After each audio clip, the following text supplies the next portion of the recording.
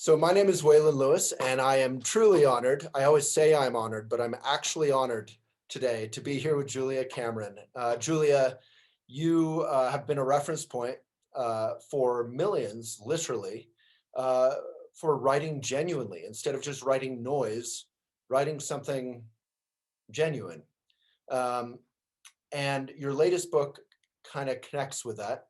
Do you mind showing us the cover, Julia? There you go, The Listening Path. Thank you. So how, a lot of us from a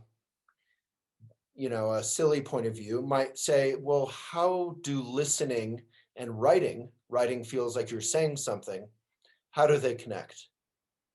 And I would say the beginning of The Listening Path is three tools that are familiar to people from the artist's way. The first tool is morning pages, and this is a tool that brings us in touch with our authentic selves. You get up in the Mhm. morning, you write 3 pages longhand about absolutely anything. You don't censor. You say to yourself, all thoughts are welcome here. And you write down what we might call our cloud thoughts that come cruising through. And the um, the practice of writing morning pages moves us to have an authentic voice. So I think it's important to say that when you write morning pages, your critic will wake up and start saying nasty things to you. Like you've said this before, this is dull, what are you doing?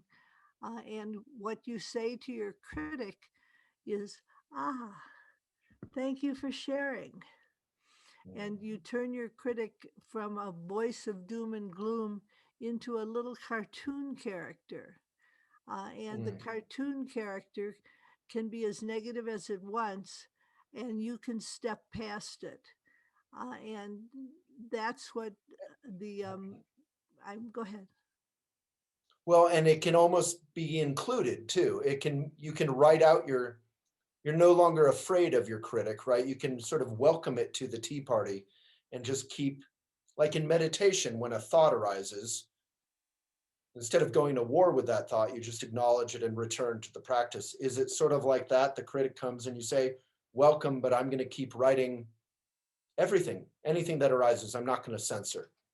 Exactly right.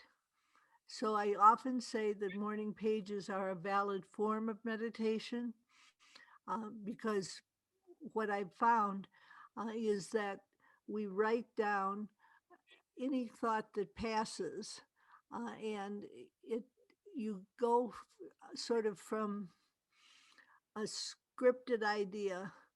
You may Mhm. start off wanting to sound quote good, uh, Yeah. but pretty soon you find yourself wanting to sound honest. I love it. It's so exciting what you're saying because the whole world sort of trains us to do the opposite, which is to kind of perform. When I was a young writer, I dreamed of being an author, and when I was an author, I was going to have written a great American novel, and I was going to be in my tweed, looking smart on the back of a book jacket. And then when you sit down to write, what comes out is something genuine and klutzy and clumsy. And you immediately have that writer's block, which is saying you, the critic, which is saying you are failing to live up to your idea of who you would be on the written page. And then you develop this lifelong kind of ego battle with yourself, something like that. So what we're doing is we're retiring the ego. Uh, Yeah. we we are we are saying all thoughts are welcome here. Grumpy thoughts, exultant thoughts, joyous thoughts, pissed off thoughts, and you write down whatever crosses your mind. And what it does is it trains you to expansion because the first time you're writing and you're it says something like, wouldn't it be fun to write a musical about Merlin? And you Mhm. think that would be fun if I were the least bit musical. and you ignore the thought. Right. And then about a week later, it says, "What about that musical about Merlin?" And Right. you say, "Oh, for God's sake, I can't do that." That's And, silly. and then they bring it up again, and you Yeah. say, "Oh, Christ, I'll try it." And that expression, "Oh, Christ, I'll try it," is the Yeah. beginning of expansion. Mm. So we're learning uh, to be imperfect and to be perfect in being imperfect. Have you ever written a children's book for children who want to write? No, I feel like what you said earlier reminded me of one of my favorite children's books. I forget the title exactly, but it was like Alexander and the Horrible, Awful, Pete. Very Bad Day. And it was sort of about embracing being grumpy and, that you can feel anything. And what Right. you said is so powerful. It would be such a good, uh, uh, children's book, a book for children writers. But we all can learn that lesson. It's a timeless lesson of unlearning that we can actually afford to have fun and be silly and be awkward and be grumpy and imagine if Lin Manuel Miranda had said a musical about one of the founding fathers with a diverse cast. That will never sell. I'm not going to do that. So what we do is we Yeah. welcome our whimsical thoughts. Yeah. And when you asked, what does listening have to do with writing? I think Right. that when we're starting as a writer, as you were describing, our ego is very invested. It wants us to be brilliant. It wants us to be a real smarty pants. And then what happens uh, as you work with morning pages is that you begin to realize that writing is not so much about thinking something up as it is about taking something down. So Mm. it becomes a listening process rather than a process of the ego. Mm. Yeah. 100%. Every single, I think we've talked about in our online school, Elephant Academy, how every single time there's a great work, ironically, we call them great, but a genuine work, the person says, well, it just sort of came through me. It just sort of flooded through me. I didn't really do it. It just happened. And that's some notion of you're connecting, right? Yes, and what happened to me was I got sober, and I had been sort of a hip Rolling Stone uh, writer, wanting to drink like the boys, Right. and the boys were able to drink, Yeah. uh, and what I found was was that I needed to retire from being hip. And I was told, I said, I think writing and alcohol go together like scotch and soda. And people said, well, that's your mythology. Why don't you try letting a creative force write through you? And I said, what if it doesn't want to? And they said, well, just try. So I had a line from Dylan Thomas, the force that through the green fuse drives the flower.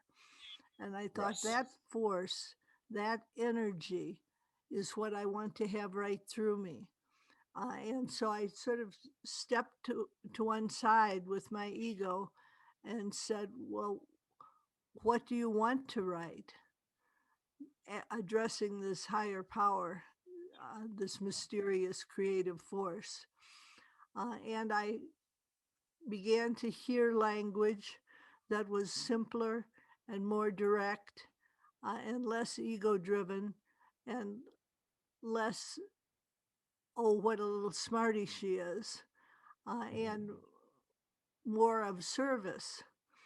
And I found that when I wrote from a spirit of service, I was a better writer. Yeah, our motto for our entire website is "May it be of benefit." That's our mission. And one of my parents' Buddhist teachers said, "Service is the ultimate smile." That when you finally stop ego, kind of obsessing about your own happiness, and you start letting go and thinking about other folks first, and that can include yourself. But then ironically you can be happy, and in the writing context you stop trying to be great, and then you can actually be genuine, and that's pretty great. Yes, and that's what happens. So with the listening path, I laid out three simple tools. I laid out morning pages, the morning writing. I laid out artist dates, which are frivolous expeditions to enchant what you might want to call your inner 8-year-old. Mhm. And The third one was walking. And when you tie these three together, they all have to do with listening. And then I went on and did layers of listening in the book. But I think that the pivotal thing is that I recently had somebody review me who said, Julia's tools are simple and repetitive. And Mhm. I thought that was supposed to be an insult. Yep. But I actually thought, that's terrific. Our Yes, tools should be simple and repetitive. exactly. Yeah, we always say in Buddhism, we say boring is actually the gateway to relaxing. Like we all spend our whole lives trying to avoid being bored, so we entertain ourselves. But if we actually are confronted choicelessly with the boredom, we can relax into being fully present and not needing sort of frivolous entertainment. And in the same way, craft, a deep relationship to craft, is always going to be repetitive and boring from a critical outside perspective. But when you're in it, I mean, how fulfilling is it to sit down and write something genuine, and how cathartic that can be for our experience? So that's what I was aiming for. Mm. It sounds like we're on Well, the same page. yeah, I mean, I'm in love. I feel like honestly, there's so few examples of this, and it's in every realm of life. Like I've covered lots of famous climbers, and a lot of the famous climbers are say we're going to conquer the mountain. It's very macho, and then one of the greatest climbers ever, and he likes to smoke pot and meditate and read Buddhism. He says no, it's like listening. He says I just touch the mountain. I get to know the mountain, and I get to know it intimately and intimately and intimately and repetitive. I climb again and again. It's more like making love than it is some sort of dominance, this patriarchal kind of. And I feel like for writing, all of us think we got to write. We have to be this great writer, with the alcohol and the pipe and the whatever it is. But we can just relax and be genuine and be A little whatever goofy, that is. A little goofy. a little goofy. Yeah, And I yeah, have a girlfriend that you would well know, Natalie Goldberg. yep. And Natalie says the trick is to keep your hand moving across the page. Mhm, That to me is a perfect description of what I want people to do with morning pages mhm. is not to take mental cigarette breaks where they think, Right, what should I right, say next? And right, instead just exactly, go forward. right. Yeah, Emily Dickinson kind of did that, right? And Jack Kerouac just sketching and just going, and maybe Kerouac did it with some assistance from the Benzedrine realm and all that. But you can just do it genuinely. You can just write your heart out, write your mind out, right? Just write. I think that the tools of the listening path are are very simple and Mhm, straightforward. The first layer is listening to your environment, and you may have many unpleasant sounds that you're in the habit of sort of tuning out. And what I say is, don't tune out, tune in. Mm. Listen to the unpleasant sound and say, is this a sound that can be changed? And very often the answer is yes. Mm. And How can you change, like you used to live in New York City, how would you change the sound of the honking, you know? this is a good thing that you're bringing this up, because I often say, you try and take the fastest route somewhere and there's lots of honking.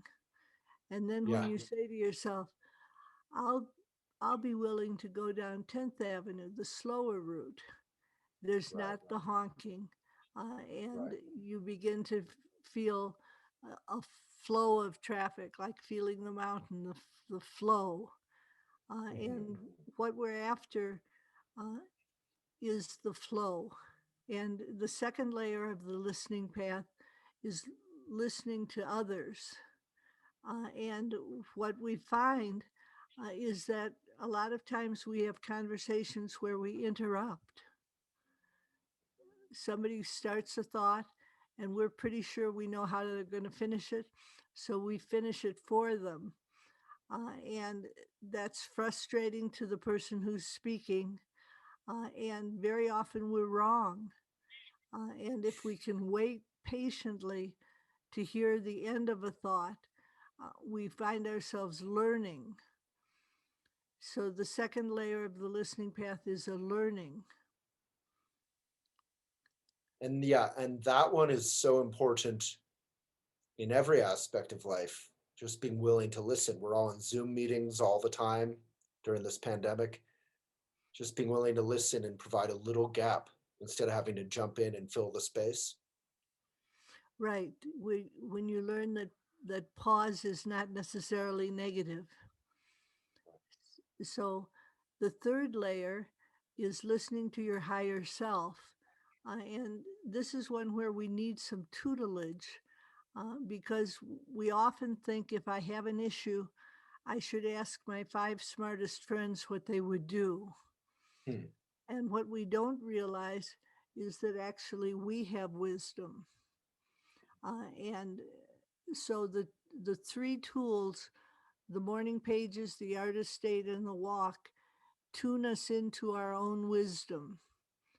And I am a writer, so I always say, go to the page.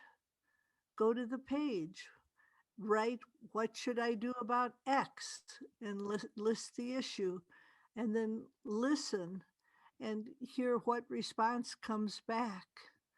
And often the response is simple and direct, and not something that you would have ordinarily thought of. Yeah, that's wonderful. Thank you. So now we come to the chapters in the book that I thought were controversial. Uh, the next chapter is called Listening Beyond the Veil, and it asks us to reach out to loved ones who have died and see if we can make contact with them. And when I first started doing this, I had two good girlfriends who died abruptly, and they were both people that I would talk to. I would say, "Stick me in the prayer pot, uh, help me with my teaching," and they would always be very reassuring. So I Hmm. missed them. And the first was a woman named Jane Cecil, who was an actress. And I reached out to Jane and said, "Can I hear from you, Jane?" And she said, "I'm right by your side." And then I thought, that's too easy. Hmm. That's my imagination. And she said, "There's no error in your path. You're well and carefully led." And it was very reassuring. But again, I thought, it's just my imagination. So then I thought, well, I'll try and reach out to Alberta, my other friend, who was a horsewoman. And I reached to Alberta and said, "Can I hear from you, Alberti?" And she said, "Julia, you're a champion. I give you a blue ribbon." And so she was talking the language of the horse show ring. And I was embarrassed to tell my friends that I was talking to dead people. Uh, and I finally broke down and said to a friend of mine, well, Jane said, and I told her the guidance, and she said, that sounds reasonable to me. Hmm. And so then I started gradually creeping out of the closet Mhm. and telling more people that I thought it was quite possible to contact ancestors, beloved friends, uh, and that I would hear something back easily. So when I taught in London recently, I thought, I'm going to get to this chapter and they're going to throw up their arms and they're going to say, Julia, you're too woo woo. Right. But what I found was that were thrilled and excited at the idea of reaching to beyond the veil, that they found themselves as if they had been waiting for somebody to give them permission. Mhm. And I thought, you know, if we were Lakota, we would routinely get up in the morning and pray to ancestors. If we Sure. lived in Japan, we would have an altar to our ancestors in our house. We live in a primitive country if we find ourselves thinking that those who have gone before us are completely gone. Yeah. Well, I think your approach is a good one where you're kind of, I think it's almost healthy to be embarrassed about it and question yourself and come out of the closet slowly. And, it's a very humble kind of, it's a very sweet approach. I once was with a Buddhist teacher again, and he was talking about relating to our ancestors. And I asked him what the heck he meant, because I'm a very rational science kind of guy. I thought he was getting woo woo. And I said, what does that mean? I can go talk to my grandpa who passed away. He was a journalist in before and during World War II. And he said, well, it's not exactly what you think it is. It's not exactly like he's a ghost walking around with some chains that he's rattling. But yeah, it's like what you said. You can relate to your ancestors and to history, and you open up your mind, right? And there's an answer there, maybe something like that. Something like that. And then Okay. the next chapter is listening to our heroes. And we're reaching beyond the veil again, but to people that we didn't know, that we sort of maybe wished we knew. And You're sort of reaching for somebody who has attributes that you may have that you haven't acknowledged to yourself. So I had one girl say to me, Julia, my hero is Einstein. And I contacted Einstein yesterday, and today I'm smarter. Hmm. May I ask, like, who is a hero you would relate to? So I relate to a man named Bill Wilson, who was a Hmm. co-founder of Alcoholics Anonymous. I thought he was very brave the way he laid out a path and said, these are the steps I took, and maybe they'll work for other people. So I contact Bill Wilson, uh, and he says, your sobriety is solid. Relax. Hmm. And So good. until I heard him say that, I didn't realize that I had a lurking fear uh, that I would still pick up a drink after many years. Right. But he was a wonderful reassurance. And then I also wrote to Carl Jung, and he wrote back much more formally. Bill Wilson was like, Julia, good to hear from you. Carl Jung was like, Miss Cameron, respectful and a little bit more distant. And what I found was that when I reached for my heroes, I was reaching for inner security, What do you mean by inner security? That ability to relax in yourself? the ability to relax in yourself and to trust yourself. Mm, And I think if there's a message from the listening path, it's trust yourself. mhm. Trust yourself. But to know what yourself is, you have to listen first.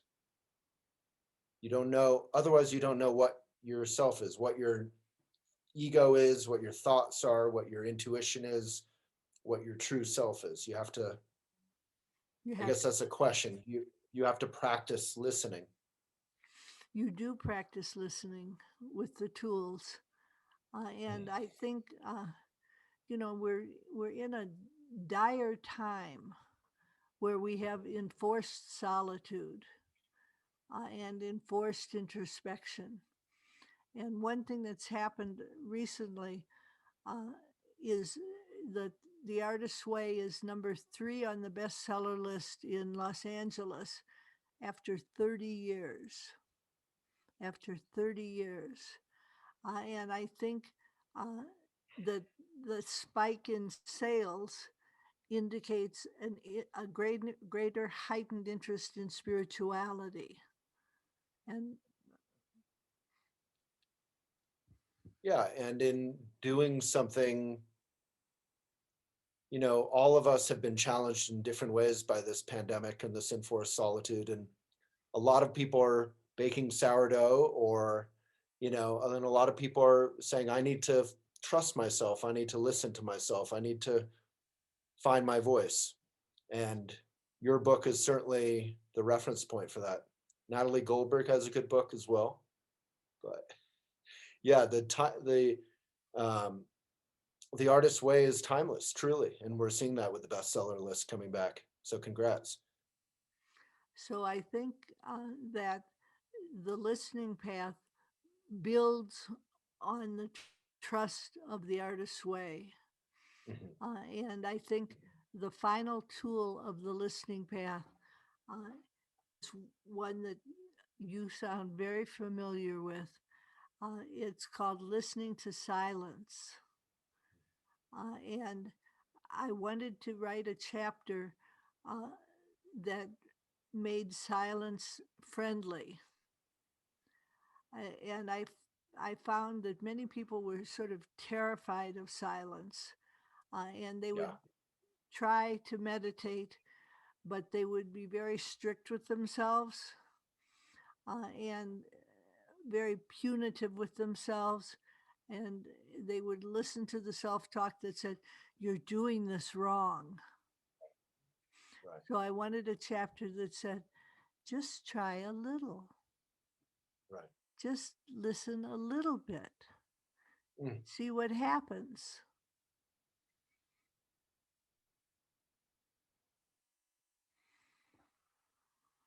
yeah. I think, yeah, myself included, we all spend our whole lives trying to avoid a moment of silence.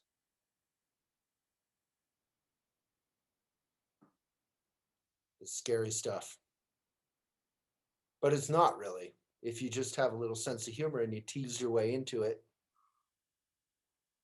you lighten up a little bit, then, like you said, we can relax and we can find our voice and have a sense of humor about ourselves. A sense of gentleness. Right. I think what we're looking for is tolerance and Mhm. tenderness. Mm, right on. Yeah, you're right on. Your messages and this book is perfect for this moment. I don't know if that was if that the listening path rose out of? When did you start writing the listening path? About 3 years ago, I Mm, had uh, something happen to me.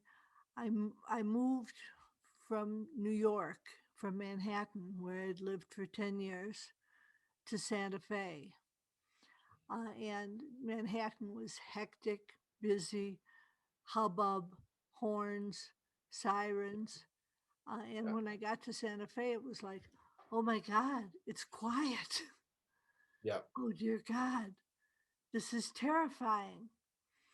And uh, I realized that I needed to listen a little more closely to the quiet, and that I could distinguish a raven's caw from a songbird's trill, the skittering of a lizard across the path, the um, the subtle sounds. And so I started thinking and writing about listening. Yeah, and I think how, like you've said a few times, a lot of us are scared of silence, or we think we need to be a great writer, so we don't want to, so we want to just we want to we want to talk, not listen. How do the people who most want to talk and are most scared of silence, who most need the listening path, how do we how do we help the listening path connect with those people, which is a lot of us? Does that Well, make sense? I think we say to them, I have a book that's going to speak to you about secrets. Mm, you're good. Good marketing. So, Because then the curiosity comes up. You're like, ooh, what is it? well, that's Let's what listen. happened. What Yeah. happened to me was I was thinking about listening, and I went to lunch with Joel Fotinos, who is a muse of mine, and has published me for almost 30 years. And we were sitting in this Manhattan restaurant, and he said, Julia, what are you thinking about? And I said, well, I'm thinking about listening. And he said, listening? Mhm. I'd love to hear more about that. Mhm. So it was the combination of my experience with his curiosity Right. that sort of fired the book off, was I love catalytic. that. Yeah. Well, compliments to him too for listening. He was Yeah. curious. He was open. Yeah. I don't know if you know Ikebana, Japanese flower arranging, but the Uh, whole art, the whole craft of Japanese flower arranging isn't to fill the whole space with flowers and branches and greenery, but to define, to play with space. So the whole art of Ikebana is to define space, kind of like beautiful, Mozart or something. So you're not filling the space everywhere, you're just shaping it. And that's like, that takes a willingness to look at nothing, to look at openness, to look at listening. well, Natalie Goldberg has a brand new book out on Mm, haiku, mm, and its title is Three Simple Lines, mm. which is, I think, what you're talking about. Perfect. Yeah. Yeah, exactly. Well, in Ikebana, they say heaven, earth, and human. So it's three simple lines. That's Yeah. the practice. And it's repetitive. Yeah, many years ago, I grew up knowing Natalie Goldberg a little bit, and I interviewed her once for Elephant many years ago at the Boulder Bookstore, which you probably know, but it's been a long time. I have two questions from readers. Is that okay? Okay, we'll try. Yeah. Okay. Let's see if I can find them. There's a bunch of beautiful quotes from you, which I love. The first step on the listening path is to listen to what we may be in the habit of tuning out the world around us. It's so delightful. It's so childlike in a way. Hmm. You re-engage with the world instead of having to, fill it by being on our phones or whatever it is, being speedy. Oh, I think, well, one of the questions I remember is, do you, and I think I might know the answer, but do you still practice morning pages yourself every day? Yes, I do. And I'm grumpy about it. You know, Why are you grumpy? well, I'll wake up and I'll think, oh, I have to do my pages. Why did I tell people they had to do pages? What Right. what good do they do? And then I do them, and they open an inner door, and they through the inner door comes guidance about the rest of the day. Yep. Yep. I know it's irritating when we start talking about practice that we actually have to, like our video series is called Walk the Talk. We have to walk our talk. We have to keep practicing Right. ourselves. The other question is, when you're writing morning pages or when you've found your voice and you're in that flow, how do you know when to stop? You stop at the end of 3 pages. 3 pages. But I if you're found writing a, if you're, sorry, please. I found that 2 wasn't long enough, and Mm, 4 started to lead you into narcissism and paralysis and self-consciousness, and mm, 3 seemed just about perfect. mm.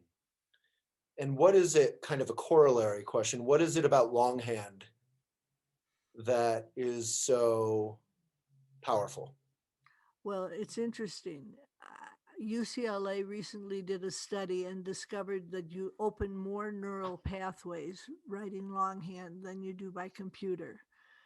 But what I would say is that it's people want to use the computer because it's faster. Right.